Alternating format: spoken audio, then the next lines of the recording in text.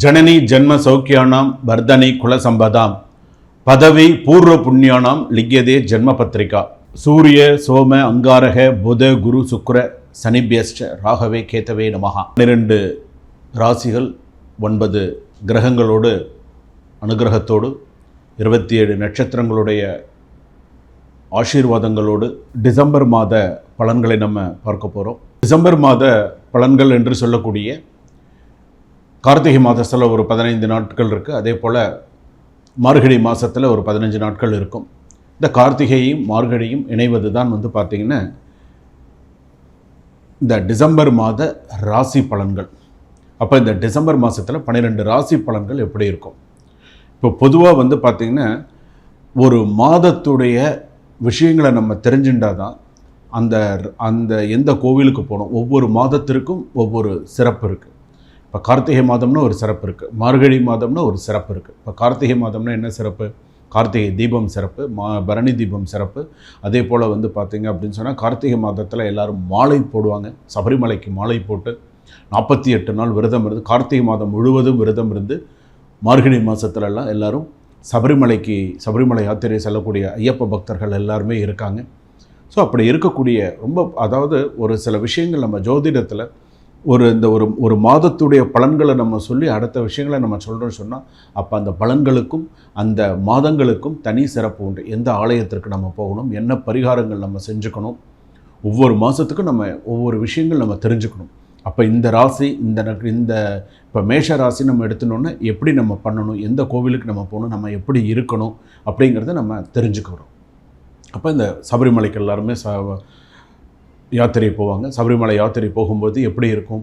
ஒவ்வொருத்தரும் பார்த்திங்கன்னா சில பேர் அந்த ஒவ்வொரு ஆலயத்திற்கும் சென்று வருவார்கள். ஒவ்வொரு ஆலயம் போவாங்க. சமயபுரம் போவாங்க.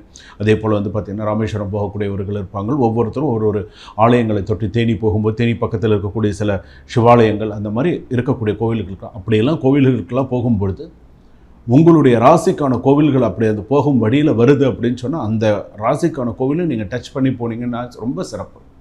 இந்த கோவிலுக்கு போக சொல்லியிருக்காங்க, ஸோ இந்த கோவிலுக்கு போயிட்டு போனால் ரொம்ப விசேஷமானது, என்னுடைய நட்சத்திர ராசிக்கு இந்த கோவில் சொல்லியிருக்காங்க சுவாமி, அப்போ இந்த கோவிலுக்கு நான் போயிட்டு வந்தால் எனக்கு நல்ல சிறப்பான விஷயங்கள். இப்போ நீங்கள் இதற்குன்னு போகிறதில்ல. அப்போ சபரிமலைக்கு நீங்கள் போகும்பொழுது உங்களுக்கு அந்த மாதிரி நீங்கள் போய் அந்த சுவாமி தரிசனம்லாம் நீங்கள் பண்ணினீங்க அப்படின்னு சொன்னால் ரொம்ப விசேஷமானது. இப்போது இந்த 27 நட்சத்திரம் நமக்கு இருக்குது. அஸ்வினி நட்சத்திரத்திலிருந்து ரேவதி நட்சத்திரம் வரையில் இருக்குது. அப்போ இந்த ரேவதி நட்சத்திரம் வரையில் இருக்கக்கூடிய 12 ராசிகள், இந்த 12 ராசி தான் ஒரு மனிதனை ஒவ்வொரு விஷயத்துலையும் ஒரு ஹை லெவலில் தூக்கி கொடுக்குறதும் அவன் கஷ்டப்படுறதும் இந்த 12 ராசியில் கண்டிப்பாக ஒரு ராசியில் அவங்க பிறந்திருப்பாங்க. அப்போ இந்த 12 ராசி பலன்களை அவர்கள் கரெக்டான முறையில் எடுத்துகிட்டு போகணும். என்ன செய்யணும், எப்படி பண்ணணும், இந்த மாதத்துக்கு நம்ம என்ன செஞ்சுக்கணும் அப்படிங்கிறத கரெக்டாக கொண்டு போகணும். அதே போல் நான் உங்கள் டாக்டர் வி ராஜ்குமார் சிவாச்சாரியார் பேசுகிறேன். ஒரு சிறிய கட்டணத்தோடு என்னுடைய நம்பர் பார்த்திங்கன்னா டிஸ்கிரிப்ஷனில் இருக்குது. இந்த நம்பருக்கு நீங்கள் கால் பண்ணுறதுக்கு முன்னாடி வாட்ஸ்அப்பில் எனக்கு மெசேஜ் பண்ணுங்கள். சுவாமி, நான் உங்கள்கிட்ட ஜாதகம் பார்க்கணும், நான் ஜாதக விவரங்கள்லாம் உங்களுக்கு அனுப்பி வைக்கிறேன் அப்படின்னு சொல்லி எனக்கு ஒரு விவரங்களை அனுப்பி வச்சுட்டு அதுக்கப்புறமா நீங்கள் கால் பண்ணி நீங்கள் என்கிட்ட நீங்கள் பேசலாம். அப்படி நீங்கள் பேசும்போது உங்களுக்கு எல்லா விவரங்கள் எல்லாம் உங்களுக்கு சொல்லுவேன். ஸோ என்னென்ன பண்ணணும், உங்களுடைய சுய ஜாதகப்படி என்னென்ன இருக்குது அப்படிங்கிற விஷயங்கள் எல்லாமே உங்களுக்கு நான் சொல்ல முடியும். சரிங்களா? மிதுன ராசி நேயர்களை, உங்களுக்கு இந்த டிசம்பர் மாதம் எப்படி இருக்கும்? மிருகசீரிஷ நட்சத்திரம், திருவாதிரை நட்சத்திரம், புனர்பூச நட்சத்திரம், மிதுன ராசி. நீங்கள் ஏற்கனவே நிறைய குழப்பம், ரொம்ப குழப்பம், அதாவது நீங்களும் குழம்பி அடுத்தவங்களையும் கொஞ்சம் குழப்பி விட்டுருவீங்க மிதுன ராசி அப்படின்னு சொல்லும்பொழுது. ஆனால் நீங்கள் ரொம்ப எச்சரிக்கையான ஆள், ஆனால் கரெக்டாக தான் இருப்பீங்க. சில விஷயத்தில் பயம் அதிகமாக இருக்கும். நீங்கள் செய்கிறதெல்லாம் கரெக்டு தான், ஆனால் பயம் அதிகமாக இருக்கும். சில விஷயத்தில் எனக்கு என்னன்னு இருப்பீங்க. நம்ம ஏன் போகணும், நம்ம ஏன் செய்யணும், நமக்கு எதுக்கு உங்களுக்கு அதுக்கு சம்மந்தமே இல்லாத மாதிரி சில நேரத்தில் இருக்கீங்க. உங்ககிட்ட ஒரு பொறுப்பை ஒப்படைச்சா அந்த பொறுப்பை தட்டி கழிச்சுட்டே போகிறீங்க. அதெல்லாம் பார்த்திங்கன்னா இப்போ பார்த்திங்கன்னா இந்த டிசம்பர் மாதத்தில் உங்களை ரொம்ப நோட்டிஃபை பண்ணுவாங்க. நீங்கள் சில விஷயத்தில் ரொம்ப கேர்லெஸ்ஸாக இருக்கீங்க. அதாவது சரி அப்புறம் பார்த்துக்கலாம்னு நினைக்கிறீங்க. ஆனால் அது பார்த்தீங்கன்னா உங்களை யார் நோட்டிஃபை பண்ணுறாங்கன்றது உங்களுக்கே தெரியாது. அந்த அளவுக்கு இருக்குது. ரொம்ப கவனமாக இருங்க. அதே போல் பார்த்தீங்கன்னா ராசியில் பிறந்தவர்கள், இந்த மிதுன ராசியில் பிறந்தவர்களுக்கு இந்த டிசம்பர் மாதத்தில் இருக்கக்கூடிய முதல் விஷயம் வந்து என்ன, பணம் எவ்வளவு வந்தாலுமே உங்களுக்கு வந்து பார்த்திங்கன்னா எவ்வளவு வந்தாலுமே வந்து பார்த்திங்கன்னா நிறையா செலவாயிட்டே இருக்கும். செலவு அதிகரிச்சுட்டே தான் இருக்குமே தவிர உங்களுக்கு ஒரு நம்ம ஒரு செலவு கட்டுக்குள்ளே வராது. இந்த இதுக்குள்ளே நமக்கு இந்த செலவு இதுக்குள்ளே வந்துடுது அப்படிங்கிறது இருக்காது.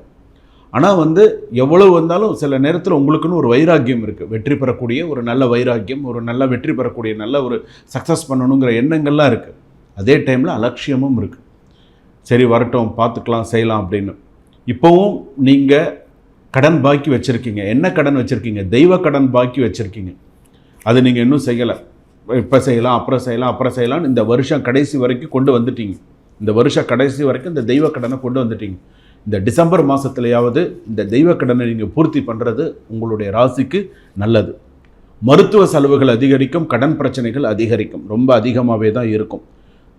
தாயார் உடல் நலம் ஆரோக்கியம் மேம்படும்.